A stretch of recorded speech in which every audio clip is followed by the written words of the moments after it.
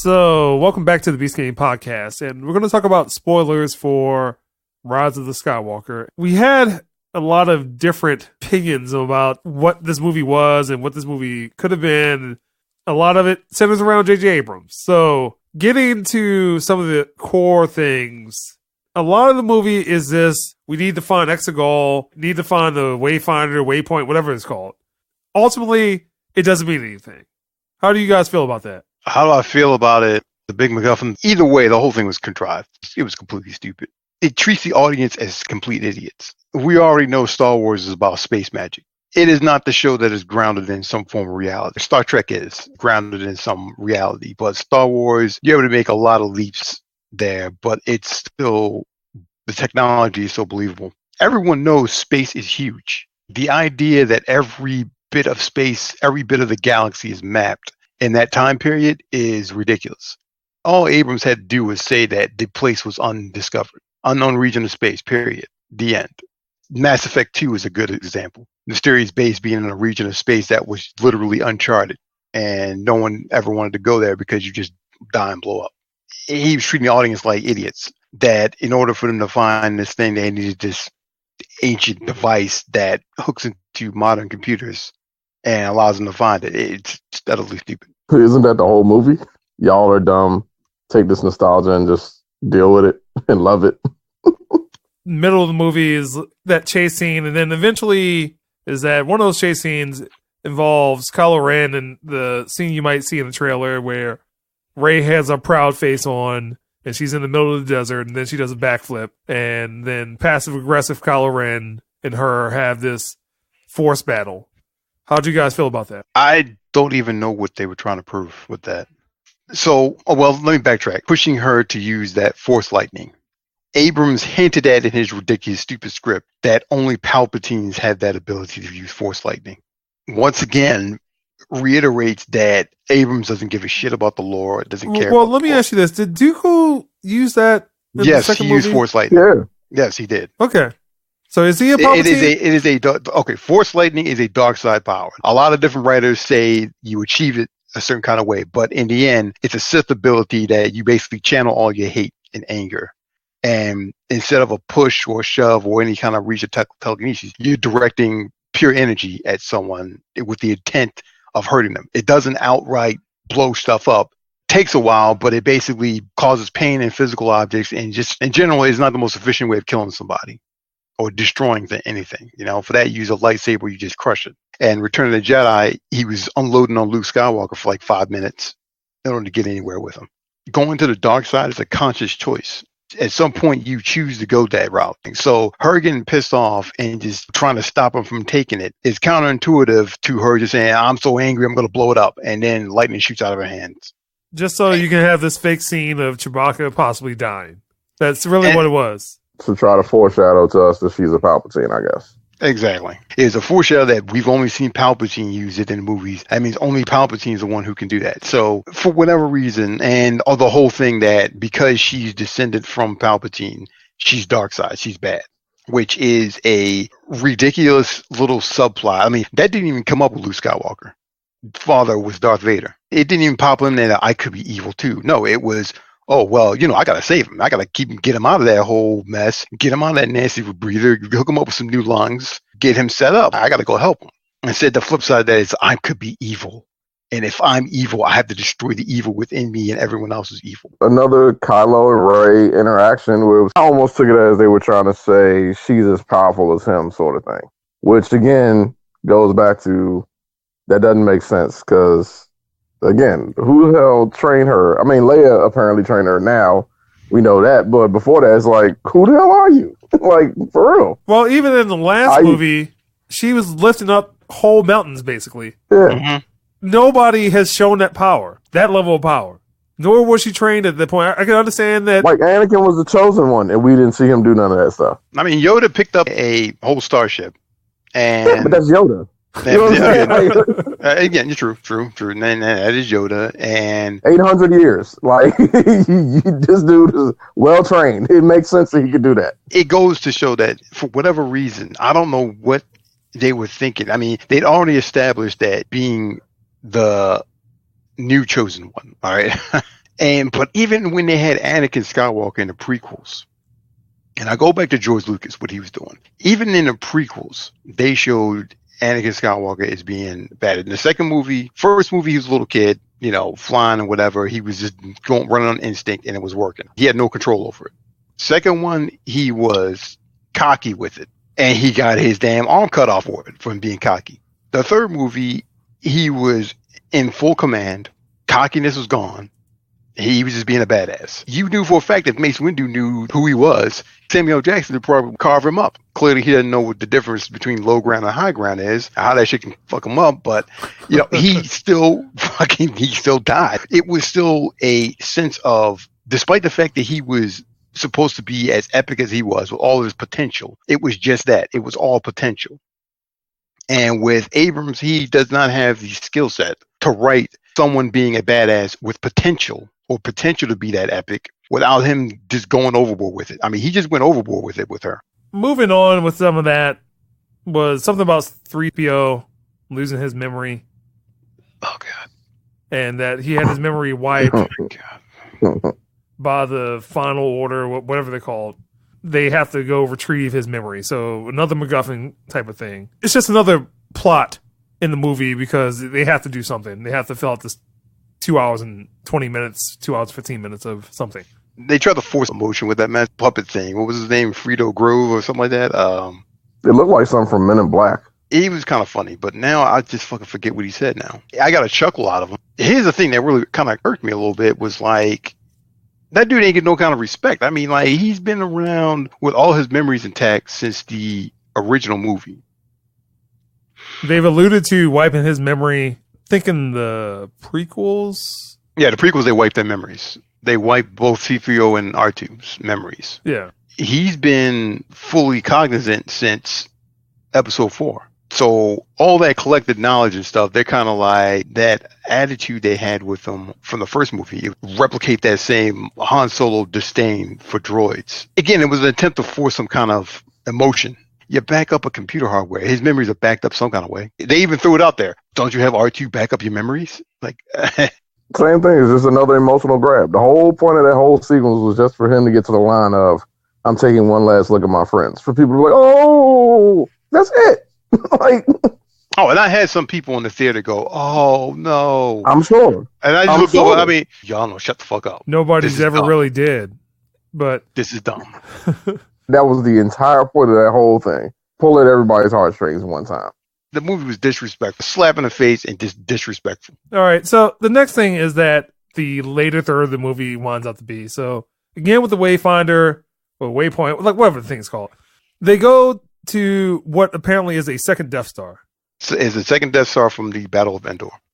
Rey and Kylo Ren have their true battle. So before it was just force powers, and this time Rey gets the best of him. Kylo Ren blanks out for a second. Leia, so she's dying, and then through the force, Kylo Ren senses that she's died, and then freezes up for a second.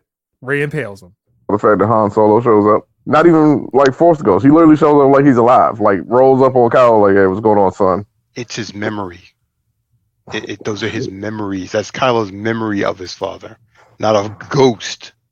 It's his memory of his dad. And in his memory, he and his dad are talking, and they're reenacting the time when he gutted his dad. So he does what he should have done back then and throw the lightsaber away. That's what he should have done. Okay. And that's why he said the same line. Yeah, that's why I said the same line. Okay. Abrams had a brain cell. He wouldn't have killed. That's what he would have done in the first movie. Yeah. And that would have been a total twist. Kylo Ren could have helped train. Exactly. It would have solved everything. Then they're out to find the master. It's a race against time to find Luke Skywalker because Luke Skywalker's got some him thing. They could even wrap the whole Emperor Exahala. Where is that place called? Exegol. Okay. Happy Land. So many ways it could have gone. The reason we can think of it is because we in the Beast Gang are actually not celebrated and not published storytellers, but I'm pretty sure we've told a damn story with some cohesion at one point in our lives, and we know how the stories should flow. Abrams don't. So basically, I think that was all in his head. Harrison Ford looked good, and for a guy who's playing a dead man, I mean, he seemed really happy to play a dead Han Solo. I don't know why he hates his character so much, man, but he hates all of his characters. Dead. She impales him. I think she also revives him at the same time. Is that? She heals him right afterwards. So that whole thing in Endor and the second Death Star, that was gorgeous. That looked amazing.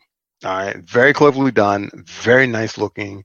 Her skipping above across the waves and everything to get to the Wayfinder, and so she can get there and stop Palpatine, to find out what's happened going on with her past and to find out what happened with her family, whatever. I can understand the urgency with that. It looked very, very good. I was impressed with that. And the problem is that it started when, what is Lupita's character's name? Maz Kanata. Yeah, Maz Kanata. Maz Kanata. Okay, so she only have like 3 lines in this movie. Yeah, no, I mean, one of those lines. It was just the fact that she was in that first movie and she really served no purpose. Because again, it's another. Yeah. I guess she has Luke's lightsaber in that one, right? Is that right? Somehow she got her hands on Luke's lightsaber that was lost, along with his hand. Yeah, that was never explained. Along with his hand, by the way, because his hand was clutching the lightsaber, so I'm wondering if his hand's somewhere. But anyway, they find his original lightsaber, which is Anakin's lightsaber. At this point, Carrie Fisher has passed away, so it's a stand-in and some CG mapping on her face. Yeah, so everything shot for her is either shot from the side, reverse shot of her shoulder or something. They show her struggling, but basically she goes to lay down so she can commune with her son one last time to try to bring him back to the light. And that's when Maz gives the only reason why she's in the movie, delivers a line of, she realizes this, but she must use the last of her strength to save her son. Real quick, because when did she start dying in the movie? That's a good question, Mike. She started dying in this movie the minute they hired J.J. Abrams. That's when she got it. She started dying slow little deaths the minute they hired that clown. As they wrote him in and he yelled action, she died little deaths. They didn't even allude to that she was sick. They just mentioned that she was tired. Only one of 2 things they took from The Last Jedi was that Luke's death by extending himself too much through the Force apparently kills you. I've never heard of that. Force dating. I mean, shouldn't they be dying at that point? Oh, I mean, sending stuff through the Force, FedExing stuff to people through the Force. Right. I mean, shouldn't that be killing them? Shouldn't we be destroying their life force? Back to the original point. My feelings on that was that it was contrived and stupid. That whole point with her connecting to them, to her son, and trying to bring him back, that was just to exit Leia, Carrie Fisher's character, out of it because she's passed away. Her whipping around, stabbing him in the gut to show that she can then heal anything, because she'd already showcased her healing abilities. Right, she did with the thing in the cave when they went to the thing. Yeah. He does it again to heal him. Really didn't serve a purpose because they'd already established. They should have just had the fight. There were a number of ways they could have gone with that. Having her mother reach out to him with the Force across the stars and try to bring him back to the light. It was unbelievable because in The Last Jedi, when the man blows up the bridge that his mom's on and he sees her floating through space, he's done at that point. I'm pretty sure his way to the light through his mother's call is done. To continue on that path, turn back to the light side was utterly ridiculous. It felt out of step with the character itself. Like he said, she had already healed the snake, and then she turns around and heals Kylo, which, I mean, I guess is supposed to be just furthering their connection. And at that point, who didn't know that he was going to go back to the good side? I already knew it was coming, Skywalker. And the fight wasn't even that good. A lot of the lightsaber battles were not shot very well. They were shot in a way where it was a lot of cuts, and then you might see them do some type of sweeping motion, like stepping out of the way, and then more cut, sweeping motion, and then somebody talking, more cuts. Moving on from that, the thing is, once she revives Kylo Ren, she feels that her life is now changing, runs away to the planet that Luke was on in the second movie. Last Jedi? Yeah, so she is basically about to do what Luke did, which is discard the lightsaber. He shows up as a Force ghost. And then catches the lightsaber. Gives her the pep talk of a lifetime that, hey, you need to face Palpatine. We need to end all this. And then you also have another fan servicey thing where all of a sudden Luke's X-Wing appears. Well, not just that. Before that, could we also talk about how they try to clean up the whole Last Jedi fiasco with him literally saying the line, "I was wrong." When she said, "I'm doing what you said we should do." And he was like, "Yeah, well, I was wrong." Supposed to fix everything. Can I ask this one question real quick? We talked about The Last Jedi. I think most of us agreed that it was better than the first movie. Not as good a Star Wars film as we've come to hope for, but it was at least better, and they went left with it and didn't try to rehash and retell a story. But I thought Luke's change in character, like while he grossly mismanaged using Luke Skywalker's character, that was a gross mismanagement of it. Ending kind of left it up there. Start using the Force to pick up the broom and stuff. I was down with that. I mean, I would have rather Abrams tried to just roll with what was dealt with him than try to retcon that thing. I mean, did The Last Jedi need to be retconned out of it? No, because Disney accepted those changes. Disney wanted that. And that was also likely a J.J. Abrams idea that, wouldn't it be cool if we killed Luke Skywalker? And then when people turned against that, and also the actor turned against it, all of a sudden it's wrong. Let's blame Rian Johnson. I see what you're saying. Backfired on them. Somehow it's like, J.J. Abrams didn't care any longer because he thought he was out. He thought he was just going to direct the first movie and somebody else was going to direct the third movie.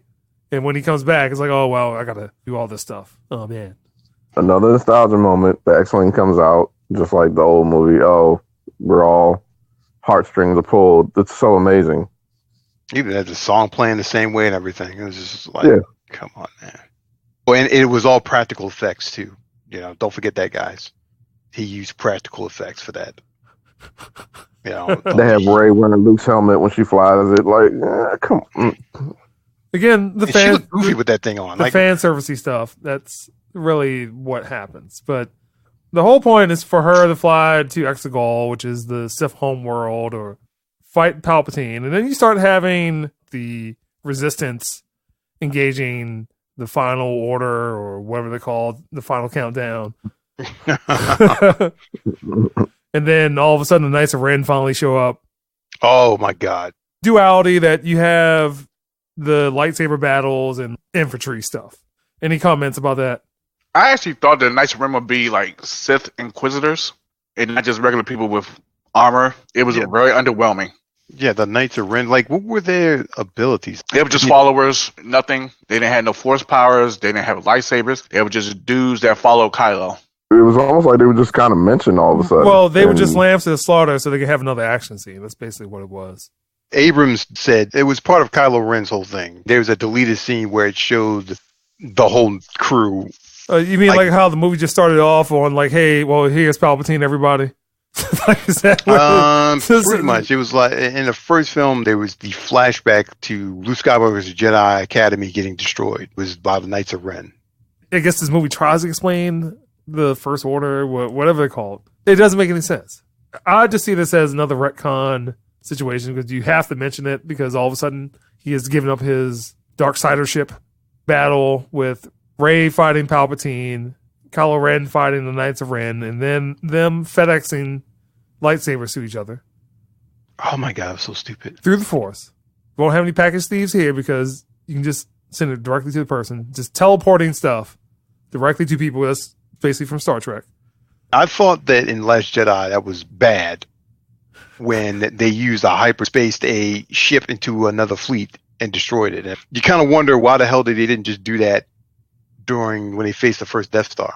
10 X-Wings, load them up, shit. offer them themselves to the Force, go, we are one with the Force, and they just go hyperdrive right in kamikaze and destroy the shit. How was that not a option? But I mean, I think this whole shipping method of sending shit through the Force is got to be dumber. Shouldn't this be depleting somebody's life essence, the Force essence? It completely breaks the whole damn thing. I mean, all of Star Wars is broken because of that. You start to wonder, like, why the hell didn't Jedi just... again, it's play on what happened in the last movie when Luke Force projected himself. Is a lot more sensible. That is possible. Than teleporting lightsabers to each other in this battle. You got the lightsaber behind my back. All of a sudden, Kylo Ren has it. Palpatine and Rey fight. Kylo Ren shows up. Kylo Ren and Rey fight Palpatine, and then Palpatine basically smacks Ben Solo. Palpatine goes to draw the life force out of him, and Palpatine pulls that healing spirit from them somehow kind of way. I don't even know how that Force out of both of them. Yeah, but he saw the healing from it. He was like, "Oh, not once in 1,000 generations, someone would have that power." And then he starts taking it from him. His body only starts to become healed. And his eyes turn yellow.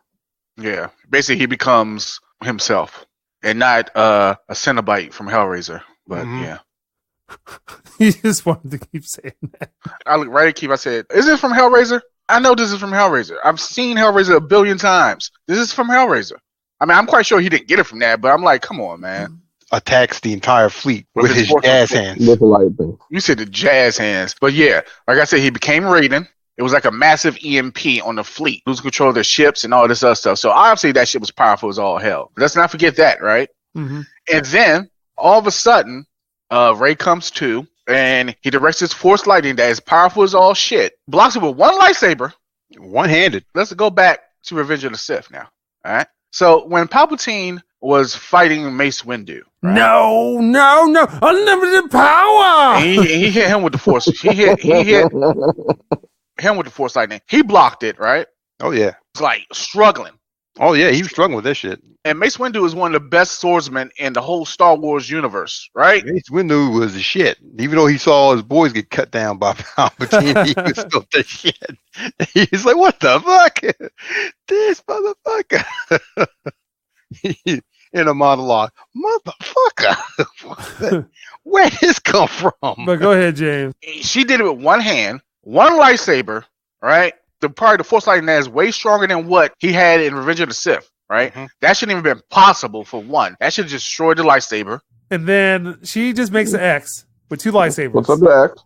I'd be like, yeah, you can defeat Palpatine with a woo symbol. And all of a sudden, Palpatine. Hold on, stop, Barry, stop. What? Did you just say she beat Palpatine with a woo symbol? That's it. She could have. Oh God! You know what? I would have been content with that because the audience is stupid enough. They need with two lightsabers. She now has double the power. Unlimited power. In this, the lightsaber means power. The lightsaber is just a tool that the Jedi uses in accordance with the Force.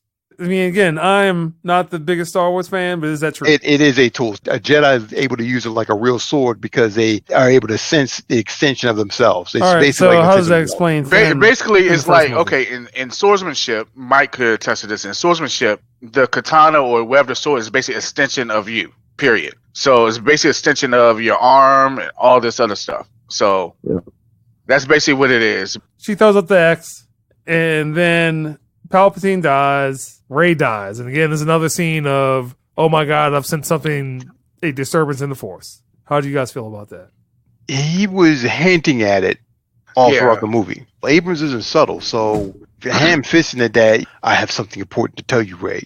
I just want to know. His ability to use that lightsaber the way he was against Kylo was kind of like, I guess that was his answer. I guess that was Abrams' answer. No, it wasn't Abrams' answer to that, because what that was another fake out scene that you thought all of a sudden the whole movie was about Finn. It was a bad half-baked idea by J.J. Abrams. This movie's a big retcon that should have been in the second movie, because this was probably a totally different direction for what the third movie should have been after the second movie. Right. Rarely use this term for American films. It's usually something you think about for like anime and stuff. This is all fan service, and it was terrible at it. Yeah. It was like everything that shows up. The entire movie is that the Force projections or Force spirits, the lightning and X-wing, all that stuff is nothing but, oh, well, you guys remember this, don't you? Oh my God, they put it in the movie. And in the throne room, come on, man, you're insulting my intelligence here. I mean, I understand like maybe 1-2 things, but like you said, this whole movie, it was nothing but let's just put this in here. Let's just put this in here because this is the last one. Let's go for a nostalgia factor because we can't tell a fucking story. So let's just put it in there and people forget how bad this shit is. And then Ben Solo, first time in his life, had somebody to kiss. What he does. And he busted the hellified nut. And what he does is fucked up. So for virtually for a while, so yeah, finally had it for real. It was blue balls. It was built up. For the second time in this movie, somebody dies. somebody gets resurrected. Just like it's the scene in The Matrix when Trinity died and Neo revived her. Just reminded me of that. Good one. Yep. That's why I kept saying The Matrix 2 and 3, like the whole end scene of The Matrix 3 is like that big battle that really doesn't mean anything. Yeah. So again, this power that all of a sudden should never even be possible. It's possible twice in this movie. So Ben Solo, The Rise of the Skywalker, the last of his line. Oh yeah, he was the last one. Yeah, he was. He gives up his life force to bring Rey back to life because he is so sad. Forced Tinder dates that she kept swiping the other way. And now she's like, in order to force her to swipe the other way, brings it back to life. He wanted that kiss. And then all of a sudden, it's just like this awkward kiss. Yeah, that was pretty fucking awkward. There was no passion in it at all. Yeah, it was just like, Resistance wins. Start doing all these casual, hey, we're bringing out all the characters you'd like to see and stuff like that. So the very fan service. Very, very end of the movie, which is going to get into Mike's point from the last podcast. Which is, Rey goes to Tatooine, where Luke grew up. She goes to the Skywalker farm, and a woman just casually shows up. It's like, oh, no one's been here for a long time. Oh, who are you? Why you gotta do the voice, yo? Why you gotta do a voice like that? But go ahead, Barry. Jesus, man. And then, off in the distance, Rey sees Luke and Leia. And that scene was like really awkwardly long. Because she's just sitting there looking, if I was a person talking to somebody... for a minute, like she was thinking about, should I say the name or not? And she's like, Rey Skywalker. Oh, yes. But then she also like buries the lightsabers and stuff. Well, buries the lightsabers, but then magically has one of her own now. Yeah. It just pops up out of her ass. Yeah. So what happens... She knows how to create lightsabers. Mike asked a question about why wouldn't Anakin Skywalker show up. The reason why is because they kept using Darth Vader's helmet throughout this whole entire movie. And if Darth Vader had the ability to talk to Kylo Ren, tell Kylo Ren to become Ben Solo, this whole movie would have been over in the first movie. So that's why that didn't happen. Mike, does that answer your question? It does, but it ain't a good enough answer for me. Even still, I don't see how you can have Luke and Leia standing, but you literally don't have Anakin. It doesn't matter because Luke and Leia are the only people that matter to Rey. No. But the thing is, without Anakin, there would be no Luke and Leia. Right. Anakin is so significant. But like I said, how can you not have the main Anakin, there wouldn't be this series. Period. Again, you had Kylo Ren not have him. You had Kylo Ren praying to the helmet, the deformed helmet. Let's not mention how he has that though. Again, it's more fan service stuff that was in the trailer in the first movie. So people go, oh my God, like, how did that happen? They never really explained it. So even in this movie, they still do that same thing where he's like going into the room and then Rey sees his stuff in his room. And I'm like, what in the world? It's like some little childish stuff. Like, why would you go into his room? That answers that question. So her burying of the lightsabers and stuff, pulling out her own, she'll be just the focus of Skywalker now. The legacy ends with her. Like, whatever reason, I don't know what the fuck the reasoning was for that. It felt petulant almost. My toys are better than yours now. Taking over the whole franchise with my character. And it didn't make any sense. Like, the whole reason they didn't want Anakin Skywalker in truth was, the big reason was that almost anyone who's heard that those spoilers about Force Ghosts would show up, and people were already talking shit about how they didn't want to see Anakin Skywalker in there. And if this was all fan servicey thing, one of the easiest low-hanging fruits of any kind of fan fiction fan service you want to do. Keep bringing out the business terms now. I hear that in meetings all the time. It's like, hey, everybody, I'm going to have the low-hanging fruit. See that? The dangling carrot everyone goes. The low-hanging fruit for that is to bash the prequels and talk shit about Hayden Christensen. Because are you going to have Hayden Christensen being the voice of Darth Vader or some other guy? I wasn't surprised that Anakin Skywalker didn't show up.